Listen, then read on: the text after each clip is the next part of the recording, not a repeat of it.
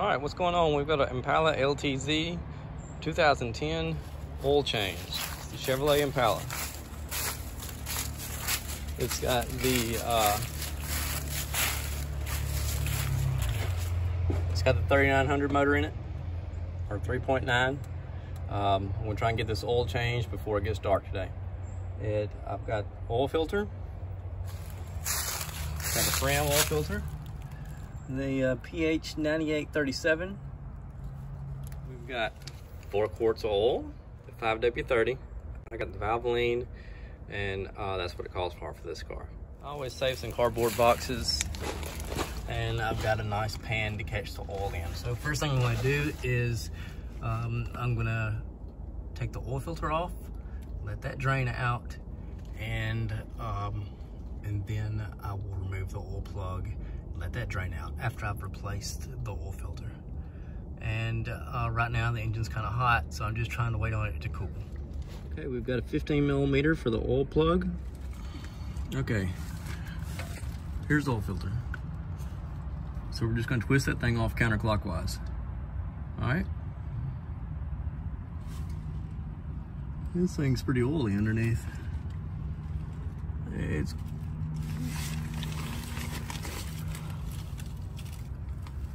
We have been losing a little oil lately. But you know what? That's about normal for, at least from what I've seen from, I know 2006 Impala. It's got about the same mileage on it. All right, let me get this thing off. All right, I'm gonna be honest with you. That was way looser than I like for it to be. I didn't really have to grip it hard, so that may be where I've been losing oil. I don't know whether I was the last one to change oil in this car or not. When it's convenient and when I have a chance, I'm the one that changes it. When it's inconvenient, I've got somewhere where I have it changed. But we are dealing with humans, aren't we? So, and that, well, I just didn't like that. All right, let me get back to this. So,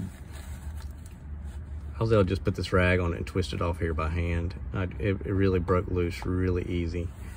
The engine's been running kind of funny. Now the oil it's definitely time for oil change.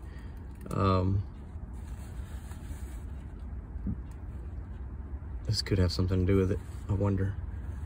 All right, I'm gonna get back to work.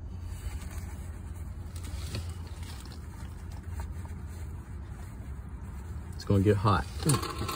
All right. So I'm gonna let this drain out,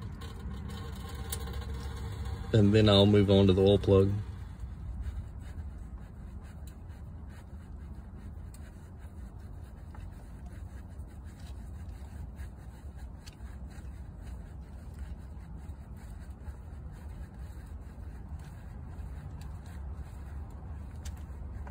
All right, should break loose in it. There we go. Kind of black, ain't it? I'd say it's well used. Okay, this is the one I took out. This is the one I'm putting in. It's the same size, just different brand. This one's a Fram. This is probably an AC Delco. All right, what you want to do, you want to look up there and you want to make sure everything looks good. You want to make sure that you're not leaving a gasket up there, because you don't want to put a gasket on top of a gasket. All right, then you could end up with an oil leak there.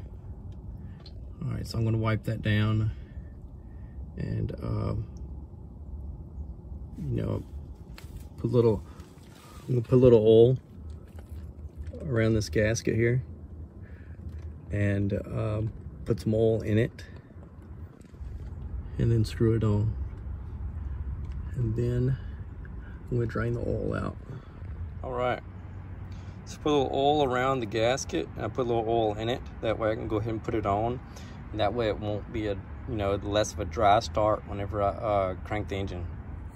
Okay, so I already screwed it on, and the thing I like about this is it's got this gripper out here on the end, and so pretty much with a rag, you want a good firm, tight okay? I mean, you don't have to absolutely kill it. You actually do want to be able to get it off, but you want that jacker, you want it to be good and snug, okay? All right, now I'm gonna move on to this. All right, so I got 15 millimeter.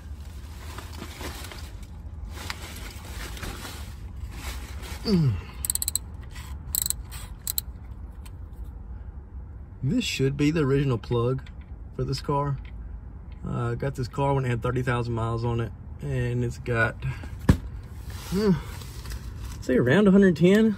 I'm not quite 100% sure, unless I've changed it. I don't think I've changed it.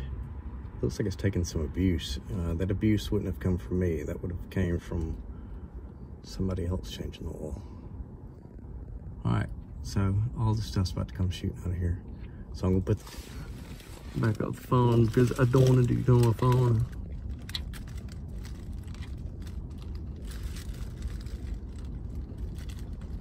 Okay, I don't want to lose my plug into my oil drain. So we'll see if we can. There we go. All right. Let this black tar drain out. And I'll plug it back up. Whether this was original or not, I really have no idea whether it is, because I know that the people that had this car before me, I don't think they would have been changing their oil themselves. It was a older lady who had gotten put in a nursing home, and I knew her relatives. So I don't know whether I've placed her or not. All right, we still got a little drip. Don't worry about just a little drip. For it, know it dark, hope he doesn't caught me. I always seem to be working on a vehicle late in the day. Wife needs his car for work tomorrow. All right, let me tighten it. All right.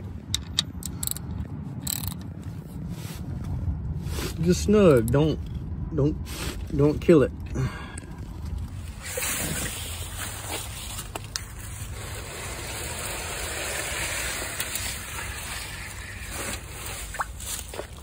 Wow, it's pretty black. I think we got our use out of that. So what I do is I pour it back up into a oil jug, and I'll take it to AutoZone for recycling. All right, oil goes in here. This thing's kind of funny. If you loosen up on this whole thing can come out. You don't want that to happen. So if this happens, grab a hold of this bottom part and the top part and take them loose. All right, grab a hold of the bottom part with one hand, top part for another hand, and unscrew it. Okay, then screw the bottom part back in. Okay, see how it is? It sits down in there and just twists around and it stops. All right, see, like this, unscrew the top, put this back down in here.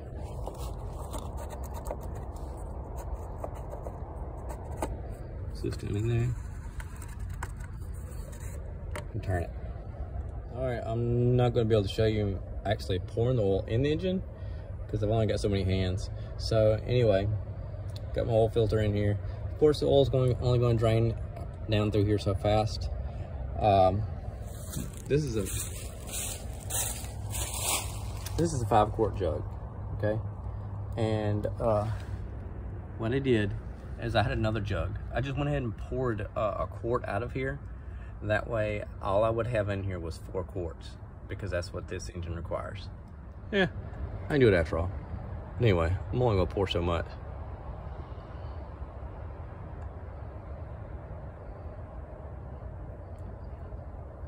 You get the point. Let me tell you a little interesting something. I don't know of any other motor that would do this, but my dad was helping my nephew change the oil in his Volkswagen once.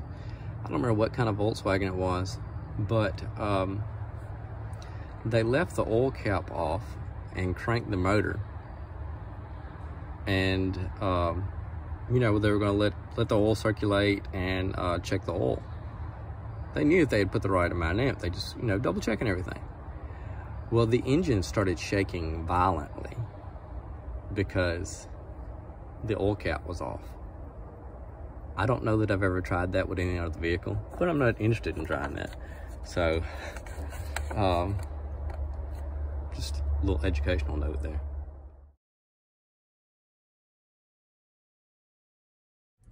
So when first cranked, it really didn't sound that great because it has, you know, you've drained all that oil out of the system. So, but very quickly, it kind of shuddered and sounded a little noisy and stuff. But very quickly, oil start pumping through your system, and that was one reason for going ahead and putting some oil in the oil filter. That way, it would kind of assist things. But it's running fine now. Of course, it doesn't run like it did when it had 30,000 miles on it, but you know, we've got like 107 on it now. So I know one thing, it's going to run better than it did with that nasty oil in it. All right, thanks for watching me change the oil in this car. Again, this is a 2010 Chevrolet Impala LTZ with a 3900 motor. All right, have a good one. Bye.